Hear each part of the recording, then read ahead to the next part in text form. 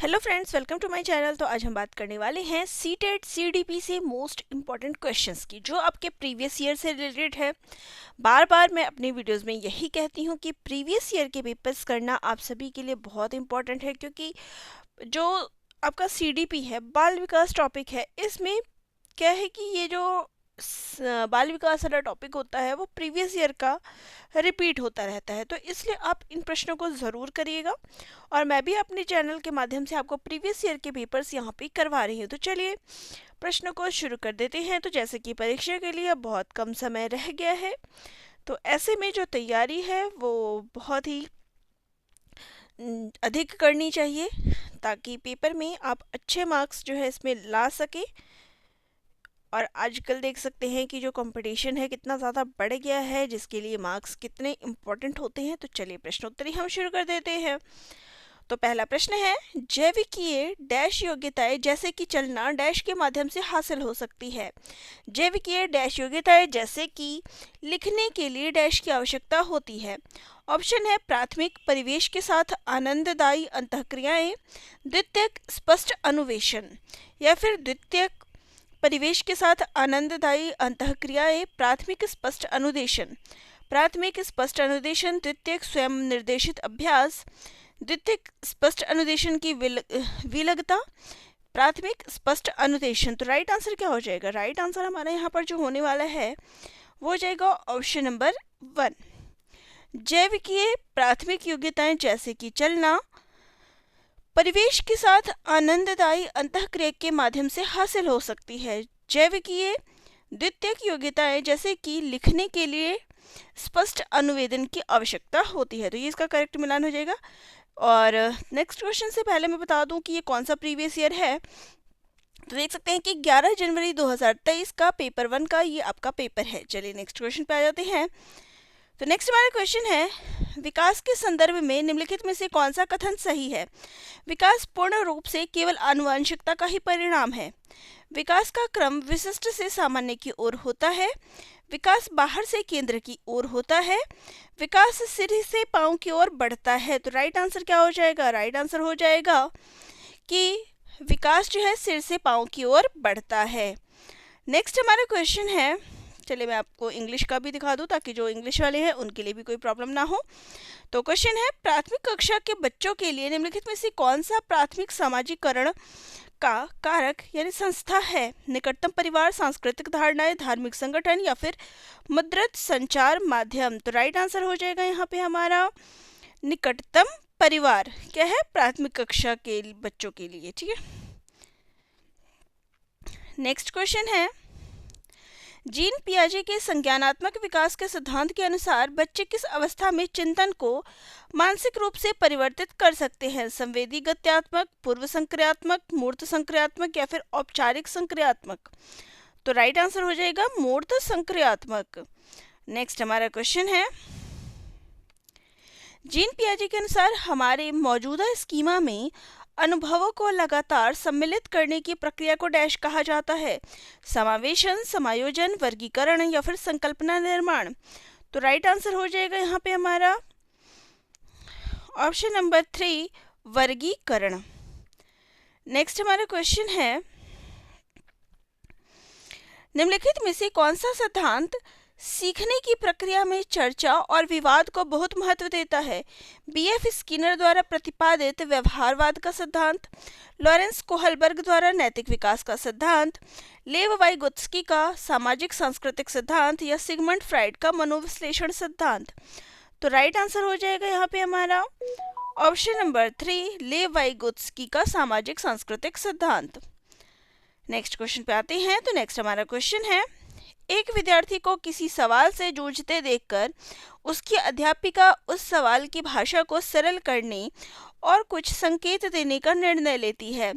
लेव वाइगोत्स्की के सिद्धांत में इसे क्या कहा गया है? अनुकरण, अनुकूलन, पाड़, या फिर आत्मसातकरण। तो राइट आंसर हो जाएगा यहाँ पे इसको पाड़ कहा गया है। नेक्स्ट हमारा क्वेश्चन है, लॉरेंस कोहलबर्ग ने बच्चों एवं वयस्कों में नैतिक तर्क का मूल्यांकन के लिए किसका उपयोग किया?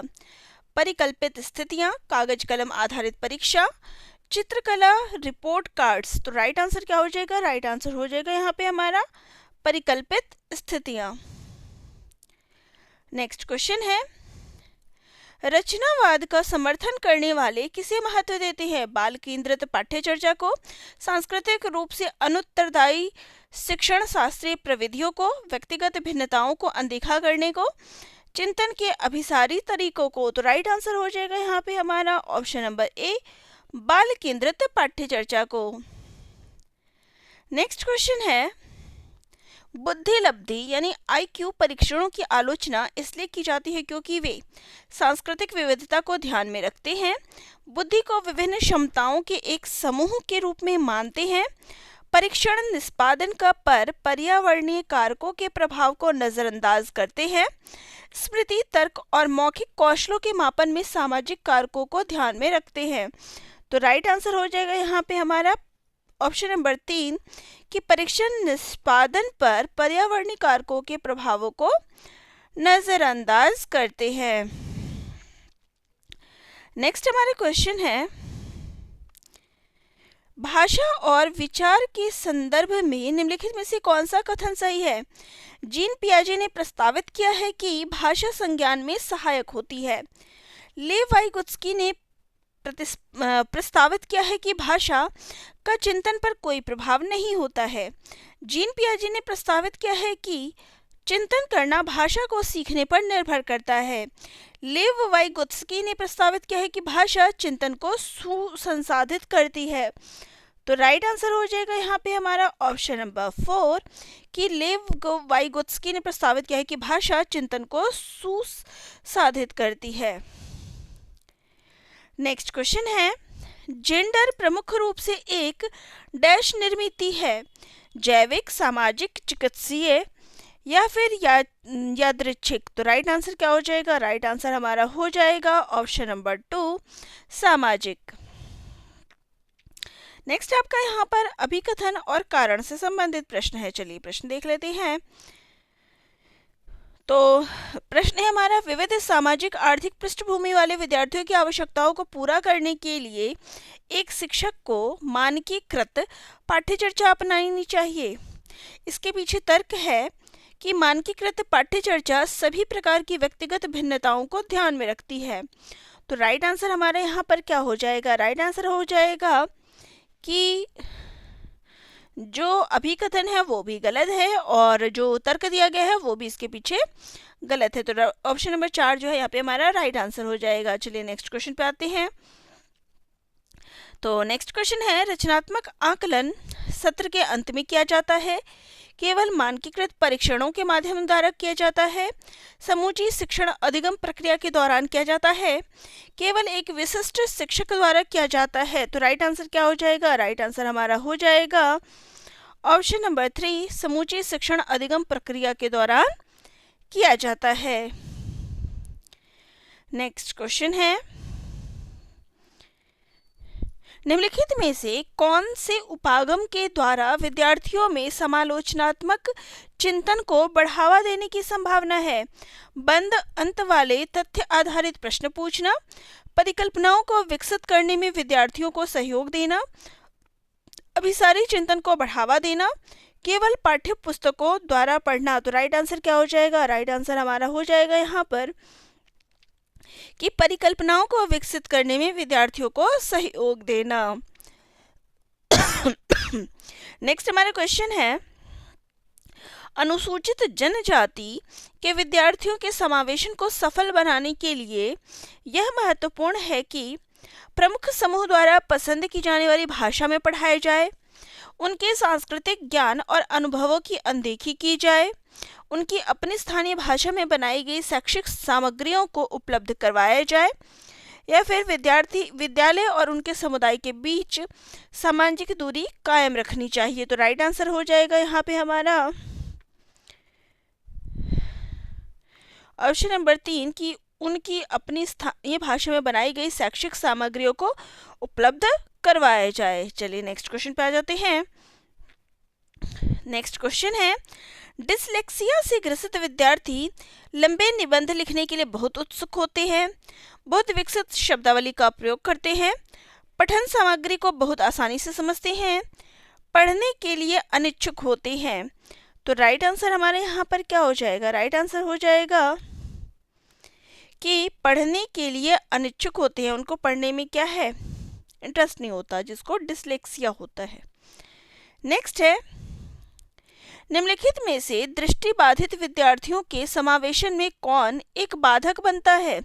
रिकॉर्ड की गई श्रव्य सामग्री, ब्रेल लिपि वाली पुस्तकें, दृश्यात्मक सहायक सामग्री के मौखिक विवरण, लिखित या मुद्रित सामग्री। तो राइट आंसर हमारे यहाँ पर हो जाएगा ऑप्शन नंबर 4, लिखित या मुद्रित सामग्री।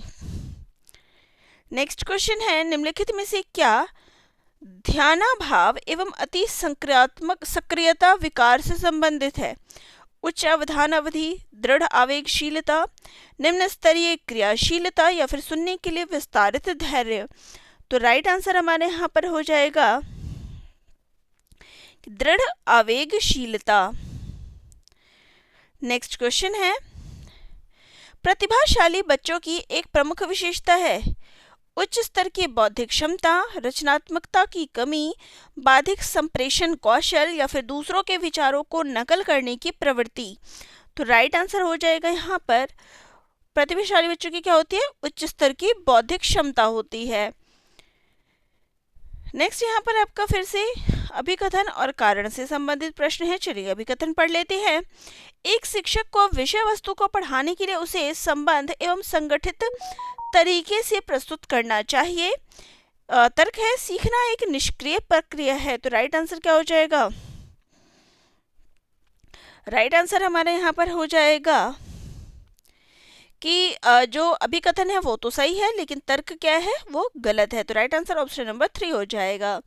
नेक्स्ट क्वेश्चन है, संज्ञान के समकालीन सिद्धांतों के अनुसार स्मृति निर्माण करने में सक्षम लेकिन विवेचना करने में असक्षम है। निर्माण एवं विवेचना करने दोनों में सक्षम है। विवेचना करने में सक्षम पर निर्माण करने में असक्षम है। न तो निर्माण में और ना ही विवेचना करने में सक्षम है। तो राइट आंसर हमारा क्या हो जाएगा? राइट आंसर हो जाएगा निर्माण एवं विवेचना करने में सक्षम है।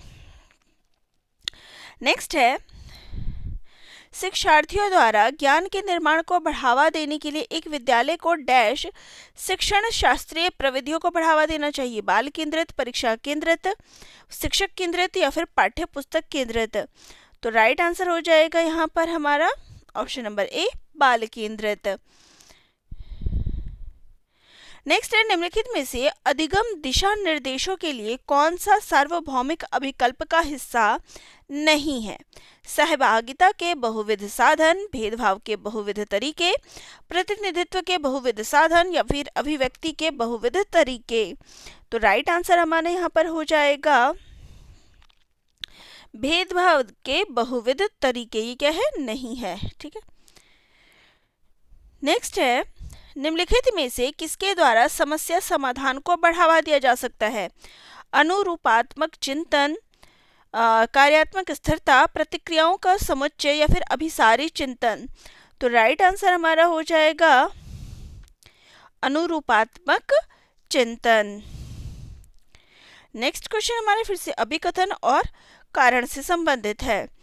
तो अभिकथन है, विद्यालय आने से पूर्व छोटे बच्चों में अपने परिवेश की समझ बनाने के सहज सिद्धांत मौजूद होते हैं। तर्क है कि इस प्रकार की समझ पूरी तरह से अतार्किक है और इसकी अनदेखी करनी चाहिए। तो राइट आंसर हमारा यहाँ पर हो जाएगा कि जो अभिकथन है वो सही है, लेकिन इसके पीछे का जो तर्क दिया गया है वो गलत है। तो राइट आंसर हो जाएगा ऑप्शन नंबर 3। नेक्स्ट क्वेश्चन है, भावनाओं के बारे में निम्नलिखित में से कौन सा कथन सही नहीं है? भावनाएं कौशलों को प्रक्रमित करने वाली सूचना को प्रभावित करती है। भावात्मक विकास परिवेशीय कारकों से प्रभावित होता है। भावनाएं और संज्ञान दोनों अपने आप में एक दूसरे से स्वतंत्र है। भावनाएं अधिगम के लिए अभिप्रेरणा को प्रभावित करती है। तो राइट आंसर हो जाएगा कि ऑप्शन नंबर 3 कि भावनाएं और संज्ञान दोनों अपने आप में एक दूसरे से स्वतंत्र है। नेक्स्ट है, निम्नलिखित में से कौन सा आंतरिक अभिप्रेरणा का उदाहरण नहीं है? जिज्ञासा, रुचि, स्पष्टता के लिए चाहत या फिर पुरस्कार पाने के लिए प्रयास करना। तो राइट आंसर हो जाएगा यहाँ पर हमारा पुरस्कार पाने के लिए प्रयास करना।